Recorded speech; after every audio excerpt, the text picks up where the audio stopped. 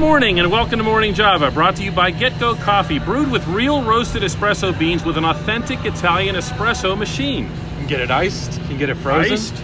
I like frozen coffee, I like frozen espresso. Frozen coffee, you can get the hot coffee obviously as well.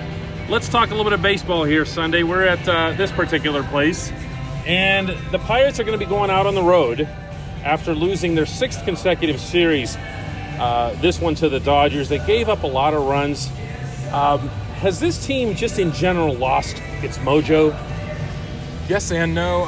We talked about that the other day. You know, they've been on the fence with some games, had some chances here yesterday, and you know, it's just another series where a couple of things go their way, but they're not, and they're giving up too many runs, and they're losing more series because of it. Yeah, see, to me, I get the sense that, you know, baseball is, contrary to a lot of the popular emphasis among metrics that says there's no such thing as clutch, baseball outcomes so often are decided by the big hit or the big out, and the Pirates haven't gotten either one of those here for a long time, and I'm referring more to an intangible. I mean, you're right here, the dugout is over there. What's the vibe that you're getting? Well, in this third game of this series, the two guys that felt like they had that were the two catchers. Both of them go out there, they hit the home runs. Frankie Cervelli's rounding the bases, screaming his head off, let's go, let's go. You hear Ivan Nova, he hasn't been able to play for a while, he's saying, vamo, vamo. I mean, all of these guys, there are a lot of them that really want to win and really want to get it going. But then we saw Gregory Polanco at the plate, he strikes out, slams the helmet, throws the bat, pulled from the game immediately. Adam Frazier goes in. There's just not enough guys wanting to display that. It's missing. And that said, here they go out to Chicago and to Phoenix to face two of the National League's better teams. What a challenge this was for Jameson Taillon, huh? That lineup, how patient they were, how deep they are, all those lefties. And, you know, speaking of a lefty, Jock Peterson, you know, he gets to him early. This guy's on fire right now. His average is up to almost 270. He's just killing the ball. He hits 2 home runs in this game.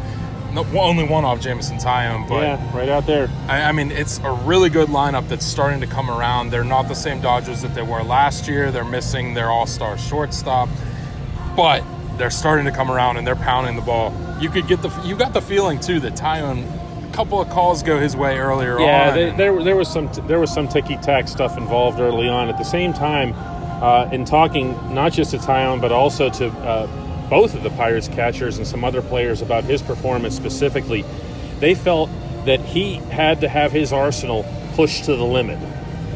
Diaz was telling me that we had to call everything. We had to call everything because they were seeing so many pitches. They were purposely working him, which a good hitting team will do. They'll wear you down. Taillon had to throw everything and throw it for strikes. He still had 7 Ks, 1 walk. 5 of those 7 Ks, and I thought this was important, were caught lookings. That tells me that other team is either completely thrown off balance or they're not picking up his delivery. Yeah, absolutely, and he could have had a couple of more. I think that ad of the, whether you want to call it a cutter or a slider or whatever it is. He doesn't even have a name for it yet. The addition of that, he's getting guys looking, he's getting some swinging strikes. Those are important. I think the biggest thing was just that this lineup is on fire. You're seeing it from Peterson. Matt Kemp was unbelievable, like maybe 6 years ago. Well, how about Cody Bellinger swinging at that pitch that was like, 3 feet outside? Like for those of you who are longer time fans, Manny Sanguillen swings where you go way outside. Or Freddie Sanchez for the younger ones. Freddie Sanchez for the slightly younger ones, yeah. The way he reached out, he poked that thing in the right field. I asked Taillon about that, and he said, you can't print the word I used when that ball went into the outfield. And I heard it. There's no way we get through a segment on the Pirates without getting into the Gregory Polanco versus Austin Meadows. If it's a controversy, it's on the outside. It sure isn't on the inside. Meadows is I don't want to call him quiet, but he's a reserved, knows his place rookie who's brand new to the majors. He's going to do anything other than make noise. And Polanco, you know, you just got to get him out there. Yeah. You know? Yeah, reserved is probably the right word. I always hear the fans are yelling for Austin Meadows at all times. They want the baseballs. They want the autographs. He tries to keep his head down a little bit. He doesn't want to draw too much extra attention. I mean, he came into the league hot. He's going to have a lot of attention on him. He's cooled down a little bit the last couple of games. But, you know, when you're hitting 350, who can blame you? He's got to play. he's got to play. I know Gregory Polanco has to be in there and get out of this, but he's starting to beat himself up. As I mentioned in the first segment, throwing the helmet down, throwing his bat, getting pulled from the lineup. I didn't see him for a couple of innings after that. Mm-hmm. He looks like he just needs a little bit of a break to gather himself. I could see that. And the sequence that you're referring to with throwing the helmet down, he had two guys on. He struck out on a terrible pitch. Earlier in the game, you thought he might have been uplifted by hitting that sacrifice fly, and it wasn't a cheapie. I mean, he got wood on the ball. He was happy with it. It was hit on the button. He did his job. It was way out to center field. It was a no-doubter. He did his job. It's just not happening, man. And the thing that I go back to is Kutch getting benched in Atlanta, remember? Sure. If you can bench Andrew McCutchen for a series, and you can send him, not a message, it's not a punitive thing, it's not a wagging your finger thing. It's a reset. It's just a chance. Sit there and take a look. Yeah. Watch what other guys are doing. Watch what the pitchers are doing. Relax. Breathe. Yeah, McCutchen was batting 200 at the time, and Gregory Polanco is not far off. When we talk about the Pirates' inconsistencies in pitching, we're usually talking about the starters, but even outside of Felipe Vasquez, the bullpen hasn't been consistent either, has it? No, it hasn't. The blown saves are on Vasquez, but everything else, Michael Feliz, Edgar Santana, he had a nice little stretch there. He's been inconsistent. George Contos got cut. Davidas Neverauskas was out right away.